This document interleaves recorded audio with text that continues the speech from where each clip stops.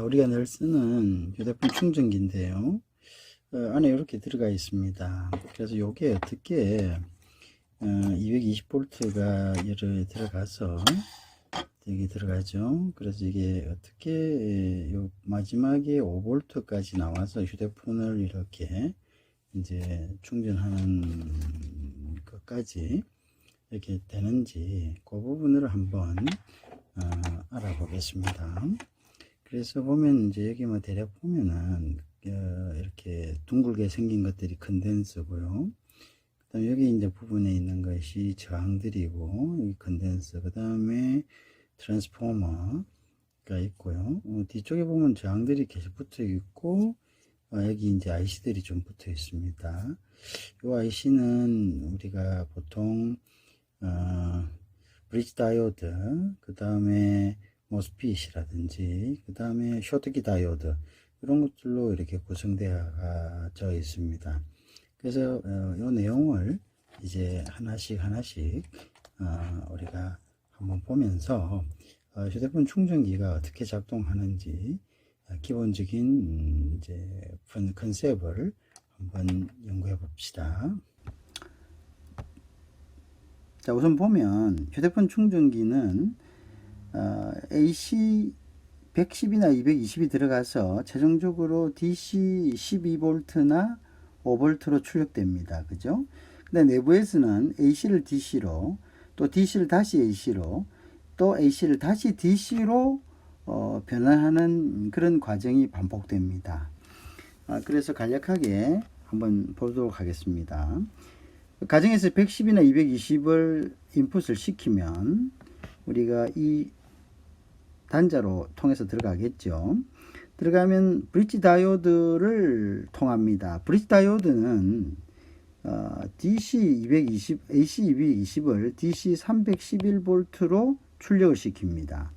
그래서 여기에 플러스하고 마이너스가 들어가면 이쪽에 이제 DC 311, 밑에는 이제 마이너스 DC 311을 생성해서 다음 스텝은 커패시티로 이걸 보내줍니다. 이 커패시티로 보내주는 이유는 우리가 들어온 전압은 DC입니다. 이렇게 플러스 마이너스를 형성하고 가죠. 그런데 이거를 브릿지 다이오드를 거치면서 밑에 부분이 제거가 됩니다. 그래서 어느 정도 반 AC, 즉 어떤 완전한 DC는 아니지만 어느 정도 이제 DC에 가까운 밑에 부분이 제거됐으니까. 그런데 이제 여기 밑에 부분이 제거됐다 하지만 여기에 이제 찌꺼기들이 남아 있을 겁니다. AC의 찌꺼기들이 남아 있겠죠. 그래서 이러한 것들을 이 커패시티를 통하면서 이러한 부분들이 제거가 되는 그런 이제 필터 기능을 가지고 있습니다. 또 하나는 정폭 기능인데요.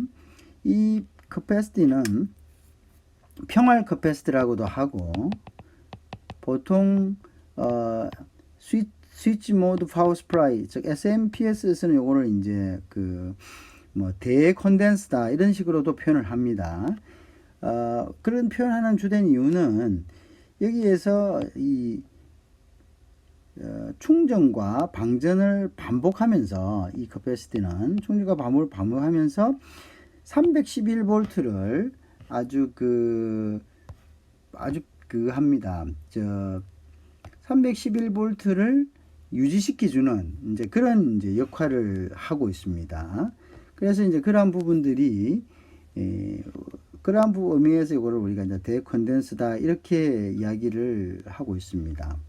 자, 그럼 이 컨덴스를 지난 다음에 그 다음에 이제 역할은 뭐냐 하면은요, 우리가 이 컨덴스를 지나면은 다음은 트랜스포머로 연결이 됩니다. 이 트랜스포머는 말 그대로 이 스텝다운 하는 볼트를 스텝다운 하는 그러한 소자입니다.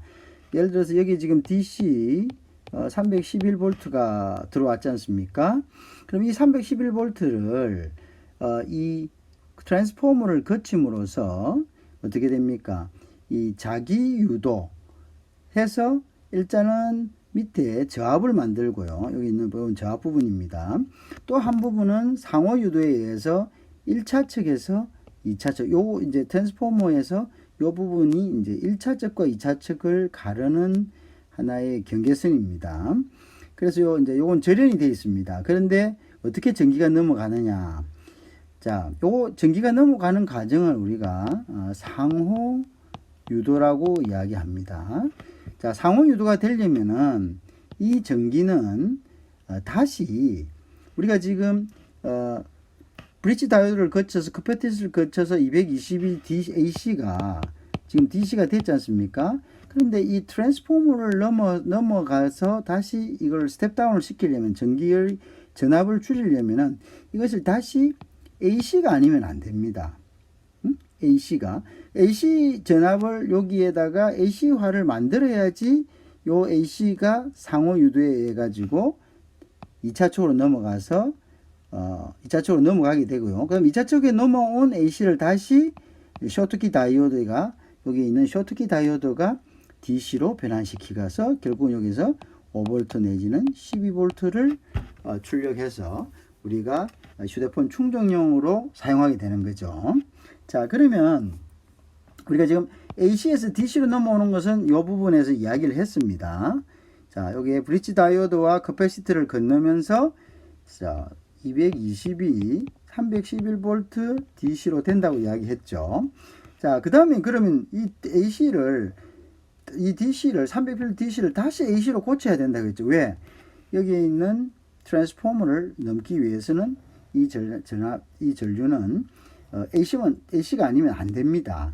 그럼 이걸 어떻게 그러면 만드느냐? 그러면 이걸 다시 두 개의 트랜지스터가 이것을 다시 AC 전류로 만드는 그런 역할을 합니다. 어떻게 만드느냐? 자, 그걸 이제 한번 다시 보겠습니다. 이 두 개의 트랜지스터를 잘 보시면 자, 어떻게 그것이 만들어지느냐에 대해서 한번 이제 볼 수가 있습니다. 자, 조금 확대해 보겠습니다. 자, 여러분 보시다시피 트랜지스터가 두 개가 있습니다. 자, 첫 번째 트랜지스터를 한번 보십시오. 첫 번째 트랜지스터가 연결되어 있는 것이 어떻게 연결되죠? 여기에 있는 고압단자, 1차측 고압단자입니다. 여기는 어떻게 되십니까? 311V가 들어온다고 그랬죠. 이 고압단자에서 이 고압단자 여기 311V가 이렇게 들어올 때 요거는 사실은 DC인데 그런데 요걸 넘길 때는 여기에 붙어 있는 요 DC를 AC처럼 변환을 시켜야 됩니다. 그죠? 근데 그걸 이제 AC처럼 변환을 시키는 역할을 하는 것이 이 두 개의 트랜지스터라고 말씀을 드렸습니다. 그럼 어떻게 변환시키는가 한번 자세히 봅시다. 자, 첫 번째 트랜지스터에 보면은 트랜지스터는 말 그대로 요거는 스위칭 소자입니다. 스위칭 소자란 것은 뭐냐면 전기를 끊었다가 또는 붙였다가 이렇게 하는 거죠. 전기를 끊었다가 붙였다가. 자, 그게 이제 스위칭 소자라는 거죠. 그러면 이제 전기를 어떻게 그럼 전기를 끊었다가 연결했다고 하면은 결국 이게 어떻게 되냐면 이렇게 교류처럼 되는 겁니다. 끊었다가 열었다가. 그러면 이제 엄격하게 이야기하면 이런 식으로 되는 거죠. 그죠? 요 부분은 전기가 끊긴 부분이고, 요 부분은 전기가 연결된 부분이고, 이게 이제 반복되는 거예요. 그럼 이게 결국 어떻습니까? 결국 교류처럼 되는 거죠. 그죠? 여기에 직류로 붙어 있지만, 이 두 개의 소재, 즉, 트랜지스터 1번과 트랜지스터 2번에 의해 가지고 전기를 끊었다, 연결했다. 이래 해주면 여기에 붙어 있던 이 교류가 뭐로 변합니까? 이 직류가 뭐로 변합니까? 교류처럼 변해서 결국은 2차측으로 넘어갈 수 있다는 거죠. 이게 2차측으로 넘어가서 스텝다운 되면 여기서 다시 쇼트키 다이오드는 결국은 이 AC를 다시 DC로 만들어주는 역할을 합니다. 그죠? 자, 그 다음에 다시 DC를 만들어줬으니까 처음에 있는 커패시티처럼 이 DC를 어떻게 합니까? 다시 필터링 해가지고 안정적으로 여기에 이제 충전하는데 사용되는 전기로 만드는 거죠. 자, 어쨌든 그럼 이제 그거까지 넘어갔을 때 그렇고, 요 넘어가기 위해서 이 지금까지 이렇게 쭉 들어와 가지고 붙어 있는 DC를 어떻게 AC처럼 변환을 시키느냐 하는 것이 이제 트랜지스터 1번과 트랜지스터 2번이라고 이야기했습니다. 자, 그걸 다시 한번 자세하게 한번 봅니다. 자, 여기 잘 보시면 트랜지스터는 그만 스위칭 소자라고 했죠. 그럼 요 같은 경우에는 트랜지스터 1번은 요 제일 바깥에 있는 핀이 베이스라는 핀이고요. 두 번째 있는 핀이 컬렉터라는 핀이고 세 번째 있는 핀이 요게 이미터라는 핀입니다. 자, 근데 중요한 거는 뭐냐면 이 베이스라는 핀에 전기가 들어오면은 이 두 사이에 전기가 흐른다는 겁니다. 이 두 핀 사이에 첫 번째 핀에 전기가 들어오면 두 번째 핀과 세 번째 핀 사이가 오픈된다는 겁니다. 그러니까 이제 소위 하는 이제 릴레이와 같은 그런 역할을 하는 거죠. 자, 그러면 어떻게 되냐? 자, 처음 봅시다. 자, 여기에 이제 DC 311V가 들어왔습니다. 그죠? 311V가 딱 들어오면 조금 지우고 좀 한 손이 많네요. 들어왔습니다. 그러면 이제 전기가 어떻게 됩니까? 여기 들어온 전기가 여기 따라오르면 이렇게 오겠죠. 이렇게 와가지고 어디로 가겠습니까? 첫 번째 핀으로 이렇게 가게 돼 있죠. 이렇게 들어오게 되지 않습니까? 즉, 첫 번째 핀에 전기가 들어가면 제가 아까 조금 전에 두 번째 핀과 세 번째 핀이 통한다고 그랬습니다. 그러면 두 번째 핀과 세 번째 핀이 어떻게 연결되어 있는가 볼까요? 두 번째 핀은 어디겠습니까? 여기에 311V가 되는 이 고압이 쭉 내려와서 두 번째 핀으로 들어가서 그 다음에 여기 통하니까 세 번째 핀으로 빠져나옵니다. 자, 근데 이게 왜 이렇게 빠져나오게 만드느냐? 자, 이게 빠져나오면은, 자, 여기 보면 변압기는 여기를 기준으로 해서 이건 1차측, 여기 2차측입니다. 1차측은 다시 고압측과 저압측으로 나누어집니다. 고압측은 아까 이야기한 311V가 흐르는 건데요. 저압측은 고압측이 강한 전류가 흐르면은 여기에서 자기유도라는 게 됩니다. 뭐냐면 자기장이 발생하는 거죠. 여기서 고압측에서 강한 전류가 흐르면은 이 자기장에 의해 가지고 어떻게 전달이 되는 겁니다. 그래서 여기도 보면 전류가 흐르게 되는 거죠. 이걸 우리가 다른 말로는 자기유도라고 이렇게 이야기합니다.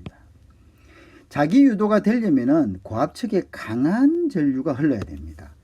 자, 그런데 여기 보시면 일단은 이렇게 해가지고 전류가 흘러서 첫 번째 핀으로 들어왔죠. 그런데 여기에 지금 강한 전류가 흐르게 하려면은 여기에 있는 저 보십시오. 여기에 지금 여기에서 흘러나온 요 전류가 여기에서 많이 흘러야 되겠죠.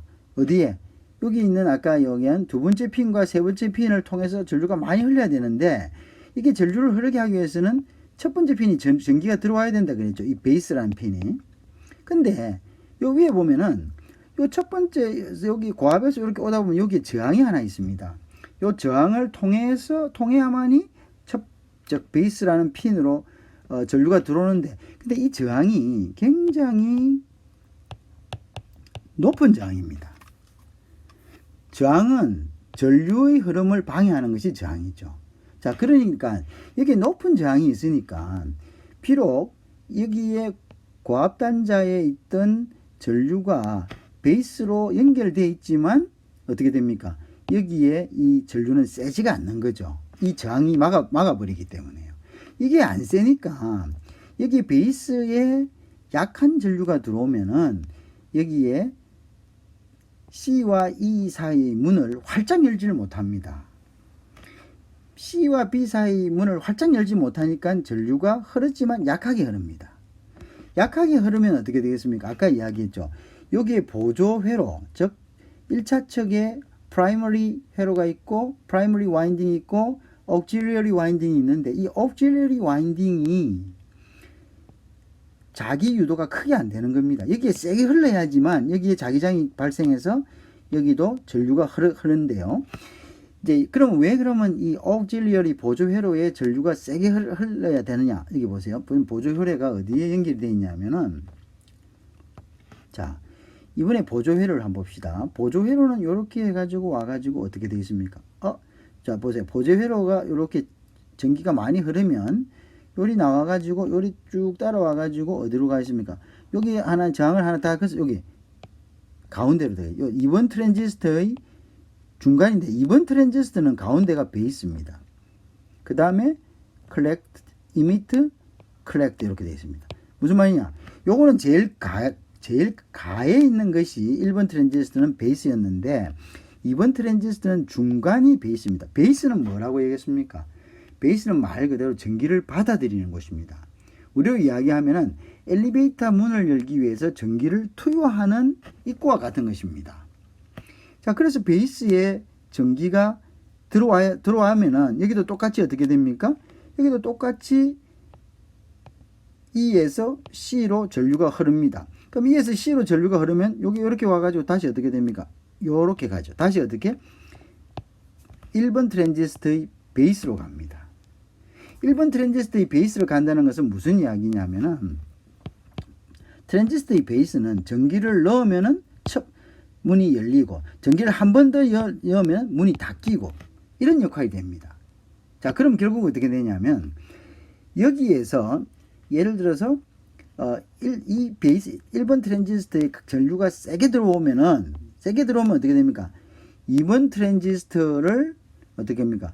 2번 트랜지스터가 자기 유도에 의해 2번 트랜지스터로 들어가는 전기가 세게 들어가고 그럼 여기에서 다시 문을 많이 열어서 다시 이게 뭡니까? 문을 닫게 만듭니다. 1번 트랜지스터에.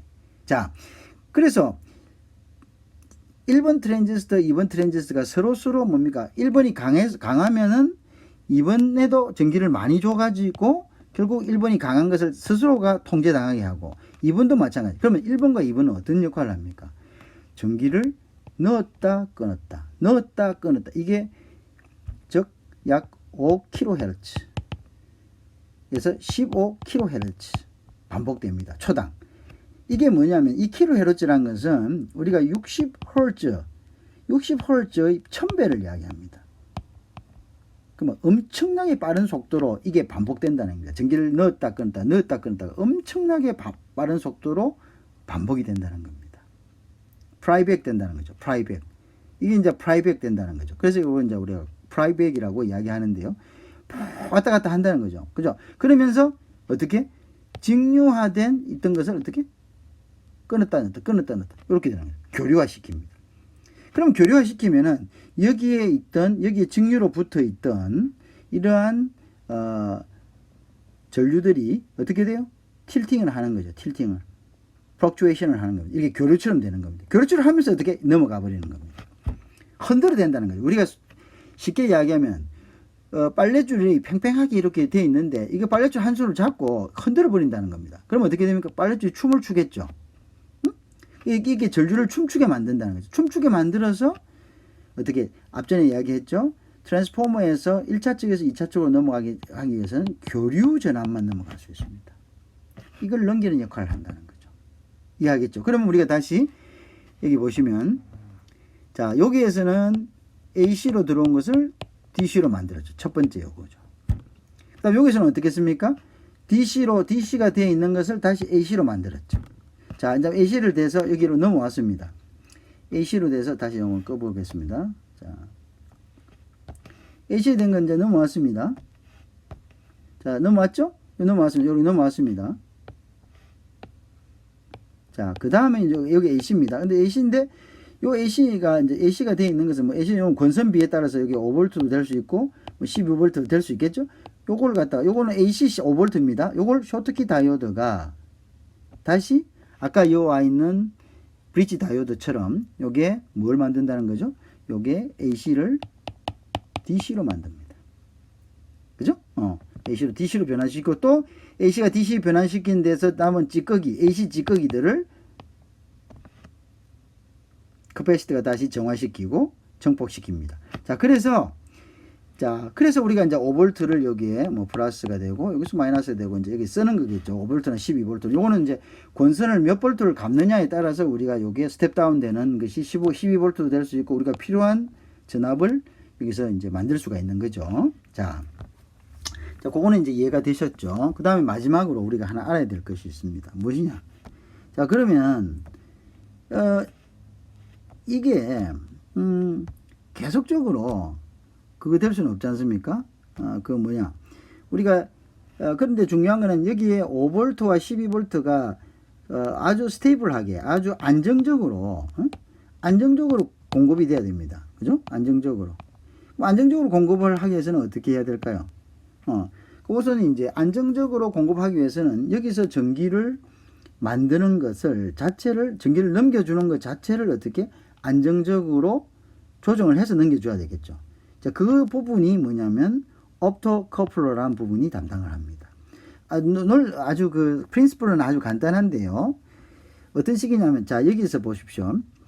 자, 일단 여기 넘길 때 권선비에서 5V라고 합시다. 근데 5V인데 여기서 이제 캐패시티 해갖고 이제 여기 이제 정폭이 돼가지고 이렇게 쭉 5V가 출력이 되겠죠. 이게 5V 쓰죠. 근데 이제 이거를 5V를 계속적으로 안정적인 것으로 만들기 위해서는 내부적에서 요 안에서 다시 조정이 필요하겠죠. 어떤 식이냐? 여기 보면 여기에 제너 다이오드가 있습니다. 제너 다이오드. 제너 다이오드는 요 자체가 4.2V로 세팅이 됩니다. 요 제너 다이오드 4.2V로 세팅이 된다는 이야기는 요걸 통과하면은 요거는 요 통과하고 나서는 4.2V가 된다는 이야기입니다. 자, 그럼 4.2V가 된다는 왜 4.2V짜리를 보내느냐 하면요. 자, 최소한 4.2V가 된다는 이야기죠. 왜 보내느냐 하면은 4.2V가 딱 여기 와야지만 이 옵토커플러에서 4.2V를 인식하고 그다음 뭡니까? 여기에는 옵토커플러에 있는 LED가 있습니다. LED 등을 턴온합니다. 옵토커플러에는 요 부분이 LED가 켜지면은 LED가 켜진 동시에 여기에 뭐면 여기로 들어온 전기를 다시 어디로 공급해 줍니까? 트랜지스터 2번의 베이스로 공급을 해 줍니다. 트랜지스터 2번의 베이스로 전기를 넣어준다는 이야기는 무슨 이야기입니까? 아까 트랜지스터 1번과 트랜지스터 2번은 서로 견제를 한다고 했죠. 트랜지스터 2번에 전기가 많이 들어왔다는 이야기는 전기가 많이 들어간다는 이야기는 무슨 말입니까? 트랜지스터 1번을 감축시킨다는 겁니다. 결국 뭐냐? 여기에 트랜지스터 2번에 전기가 많이 들어간다는 이야기는 결국 무슨 이야기입니까? 트랜지스터 1번으로부터 전기를 덜 생산하라는 겁니다. 그럼 뭐냐? 여기에 5V가 넘었다는 이야기입니다.